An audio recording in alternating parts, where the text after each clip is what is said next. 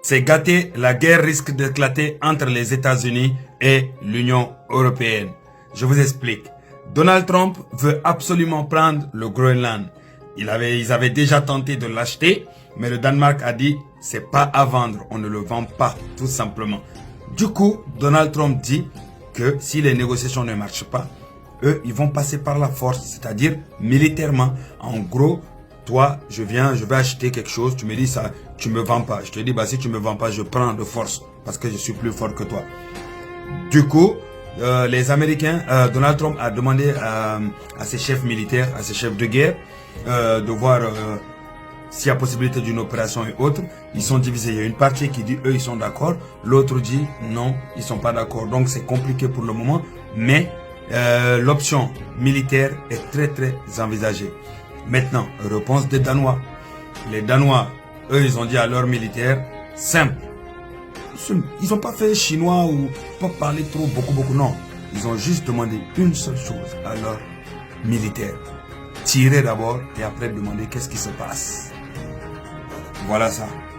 On est tous dans le pain actuellement. C'est ça ils ont dit. Hein? Eux, ils disent si les États-Unis font erreur, ils envoient leurs troupes pour envahir le Groenland. Ils tirent d'abord avant de demander qu'est-ce qui se passe. Donc ça veut dire eux ils sont prêts à intervenir. C'est-à-dire qu'ils sont prêts à faire face aux militaires américains. De l'autre côté, Londres envisage d'envoyer des troupes sur place au Groenland.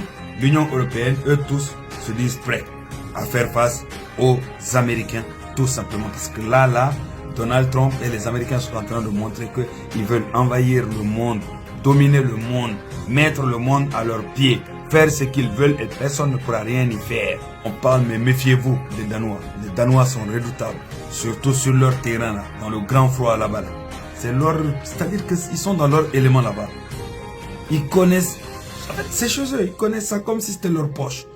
Donc sur place, ils sont très dangereux. C'est pour cela, les chefs de guerre américains, ils réfléchissent bien. Faut pas tenter. Parce que s'ils tentent seulement, ça peut se retourner contre eux. Ils vont pas vouloir parler de nucléaire ou autre parce que tout le monde a nucléaire carrément. L'Europe a des bombes nucléaires, les États-Unis aussi, donc ça va pas être ça. Ça va être seulement colo-colo. Et dans ce colo-colo là, Groenland, je pense que l'Europe peut faire face. Les gens jouent seulement, mais l'Europe peut faire face. C'est pas une guerre totale pays contre pays, non. C'est l'Europe contre les États-Unis au Groenland. Et là-bas, là, croyez-moi, l'Europe est mieux armée et l'Europe est mieux placée pour pouvoir gérer cela. En tout cas, moi, j'ai confiance en l'Europe. Et si les États-Unis décident d'attaquer le Groenland directement, ça veut dire que l'OTAN éclate totalement. Il n'y aura plus de confiance, l'OTAN n'existera plus. Ce sera l'Europe contre les États-Unis. Il va y avoir plusieurs blocs. Il y aura le bloc de l'Europe, le bloc des États-Unis tout simplement, le bloc de la Russie, Chine et autres qui seront là. Donc, chacun va se gérer. À cette heure-ci, on est à 2 doigts de la fin totale de l'ONU. L'ONU n'existera plus. Les États-Unis attaquent, c'est foutu. Et Donald Trump dit que eux, ils ont absolument besoin du Groenland et qu'ils le prendront, que ce soit de gré ou de force. Les Danois disent simple. On tire d'abord et après on pose des questions. C'est pour dire aux États-Unis, si vous envoyez vos troupes envahir notre territoire, on va tous les tuer. C'est de ça qu'il s'agit tout ça. On tire et après on pose des questions. C'est-à-dire, on abat l'ennemi et après on essaye de comprendre ce qui se passe ou autre. Les gars, dites-moi ce que vous en pensez dans les commentaires. Et surtout, n'hésitez pas à suivre le compte.